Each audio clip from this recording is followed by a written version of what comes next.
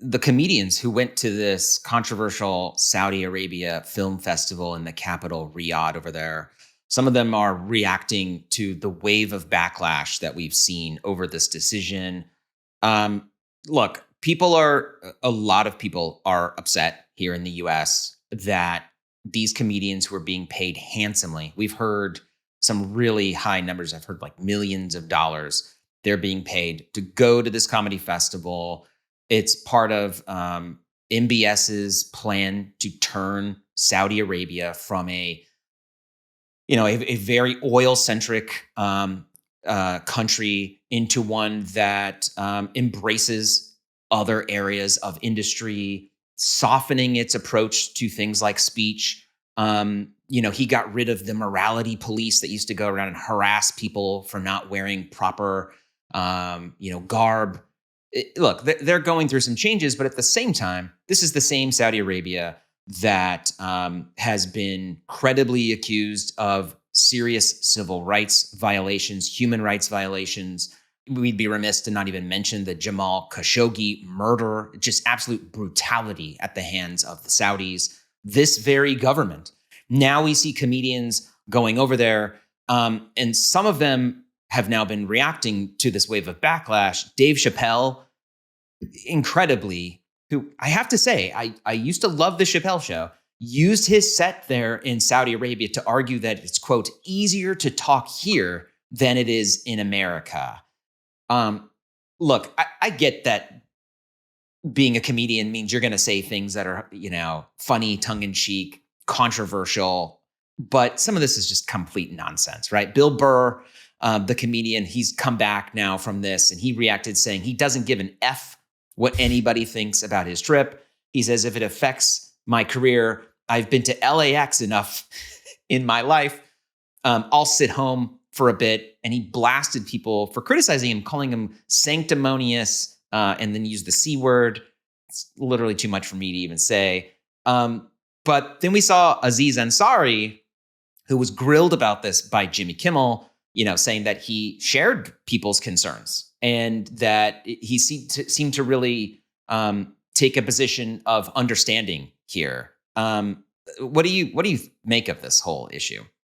Well, I don't know how you can go to a country that literally ordered the bone sawing of a journalist just a few years ago and claim that it is easier or that the free speech environment is better there than in the United States. Now, look, the United States is going through it itself with free speech.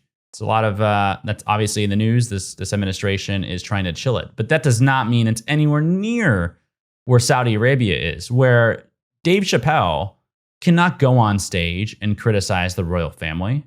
He can't go on stage and mock Islam. He can't go on stage and say a number of things. And so it is ridiculous. It's absurd. It's false. It's embarrassing, quite frankly, for him to go on stage and then claim that it's easier to talk there freely than it is in the United States of America.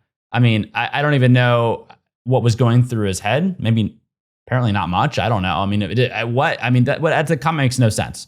I thought Aziz Ansari at least presented some, rationale for going, which was that he wanted to push the culture forward by participating versus not participating, which I think is a debate that's been happening for a while. Do you completely ignore these countries? Do you just confine them, boycott them and let them be on their own? Or do you try engaging and pushing them in the right direction, right? And can you actually push them toward toward free speech values by participating in something versus just turning the cold shoulder, and that's not going to move the needle either.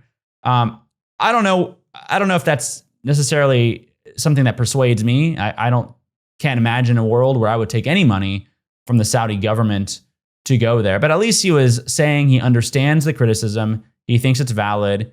He's considering donating at least a portion of the fee that he earned from the Saudi government to like Reporters Without Borders or some sort of organization. Sounds like at least he has a good communications consultant who has maybe told him like, hey, Aziz, like that would be the right thing to do. You don't probably need all this money anyway. So, his reaction is at least a lot more thoughtful, I think, than Bill Burr's, but I'm still not sure if it's persuasive in why you would participate in a government sanctioned event really designed to sanitize the horrendous record of human rights abuses by this government and portray it to the world as, a place, I guess, where free speech is welcome, when we know that's not the case. No, you make a really good point, Oliver. And look, I think let's be realistic. If they didn't go to this event, could they still not do their own comedy that would reach people in Saudi Arabia and these parts of the world? Look, I think Aziz has at least come to recognize that this was not the smartest idea. Like you said, saying that he will potentially donate money to Reporters Without Borders and Human Rights Watch. I think we're in the right place there. But he had said, there's people over there that don't agree with the stuff that the government is doing. And to ascribe the worst behavior of the government onto those people, that is not fair. Okay, I think I actually agree with that. He says, just like there's people in America that don't agree with the things that the government is doing. Sure, except who is putting on this event and who is paying you to go over and say that? Would Aziz not be able to say those very things from afar? Seems like there would be no reason not to. Could you still reach members of the Saudi public? Seems like you could. And it's not like he's going over there, or any of these comedians, and holding, let's say, a freedom of speech rally, right? Where they're there to speak about how comedians and members of the public or members of the press are, being silenced. It wasn't about that. It was to go and just, have a good time, laugh, bring some jokes, and also just overlook all. It was about this, John. Very realistic, right? And so, padding the. There's no way you get these comedians without padding their wallets. That's the entire reason they went. That's the reason, right? So, let's be real. And some of these comedians are being more forthcoming. They went for the money, but at the same time, I do think that if you're a comedian, your entire career is built on your freedom to speak. And as we saw with Jimmy Kimmel's show being taken off the air, with Stephen Colbert's show being canceled, and a lot of questions around this, comedians and funny guys are one of the first ones who get the boot when the authoritarian stamp on society comes down. And for these guys to go over there and to embrace that and look the other way on serious issues, and then point the finger back at America as being a place where you have less freedoms, sure, we're in a troubled time right now, 100%. But the idea that I'm going to go over here because now I can speak it's complete bullshit. Come on. And it's very disingenuous. And so I think that this backlash is valid. I'm curious how long it's going to last, if people are going to get over it. We live in a time where there are a lot of distractions. People move on very quickly, a very chaotic US environment right now where we're seeing wild changes taking place on a daily basis in our society. That's just mind-blowing. But at the same time, I do think this really stains their reputation. And even if they want to hold the mantle of, I'm for the people, I'm going there because they are good people. Sure, the Saudi people, no problem, right? This is a very different situation with the government, but that's who's paying you. So I agree with you, Oliver. I think that this is very troubling. And I'm curious where it goes next. And if we continue to see this wave of, criticism over whether or not we see some more contrition around it. Yeah, I agree. And I think that it will blow over, but I also think that, personally, for instance, I'll have a hard time looking at Aziz Ansari now and not thinking this is the guy who went to Saudi Arabia and took a lot of money, or Pete Davidson, or any number of the comedians, Kevin Hart. I mean, I think that they will carry this with them for a while, and it might not be the forefront of the conversation, but I think when people see them, they will know that these people apparently are short on ethics, to say the least. Yeah, I agree with you. And all also, wait, sir, just before we end there, this idea too, like you said, that there's nothing wrong with the people. The people aren't. Who has said that the people are bad people? I don't understand this defense. Well, the people, I want to go for them. Everyone thinks that these are oppressed people. That's the whole issue, that they're oppressed by the government.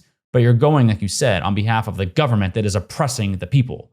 So if you are standing with the people, you don't link arms with the government that is actually the ones abusing the people. you link arms with the people, and there are ways to do that other than going there and taking a check where you're limited in what you can say. You can't even criticize the government that it's actually the oppressor in this case. So it's not a good look. Bottom line, this is not a good look. Guys, if you're out there listening to this show, do a Netflix special, do an HBO special. There's a million venues across this very big country who would love to have you. Do a tour. Go to Western Europe. Go to Japan. There's a lot of great places where you can still do these kinds of shows. By the way, too, Dave Chappelle, if you think that free speech is endangered in America right now, or maybe speak up a little louder about the person trying to boot comedians off of the air. Maybe you should do a free speech tour yourself around the country. Maybe go to Mar-a-Lago and do a speech tour. Like, there are things you can do to improve the climate at home with your big microphone. But frankly, I don't really see Dave Chappelle voicing a lot of criticism toward the man in the Oval Office, who is actually the one trying to limit speech in this country. So Dave Chappelle could log on to YouTube right now and post a video of him cracking jokes and mocking the lack of freedom of speech in this country right now. I don't see him doing that. If that's really on his mind, if these comedians are really upset about that, what prevents them from logging onto their Instagram feed and racking up millions of views and getting article after article written, cable news segments, us talking about it? I don't know what's preventing them from doing that. Yeah, I don't think has he said anything about Brendan Carr? Problem in their mind. Has he said anything about Brendan Carr? No. Yeah, not a word. I think we know about it if he had. Not a word. Thank you for watching Power Lines. For more analysis and insight, subscribe to our YouTube channel down below, like this video, and you can watch more of us right over here.